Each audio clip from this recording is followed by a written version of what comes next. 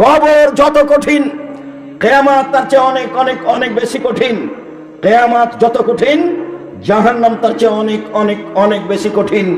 কি দিয়ে বুঝাই আপনাকে আমি জাহান্নাম কত কঠিন? সম্মানিত দিনী ভাই বোন, আর একটু, আল্লাহ বললেন পৃথিবীর মানুষ আতিউল্লাহ ও আতি রাসূলা ওয়ালা তুবতিলু আমালাকুম।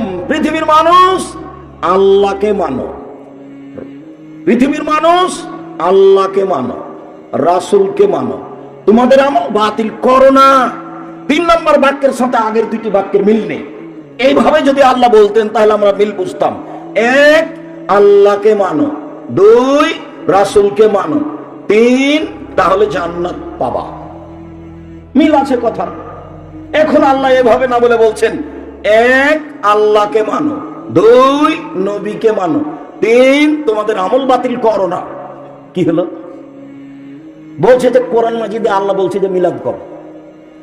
আপনি যে বললেন যে কোরআন মাজিদে আছে যে মিলাদ করো, তো কোরআন মাজিদে যদি মিলাদের কথা না থাকে আর আপনি যদি মিলাদ করেন তখন কি হবে?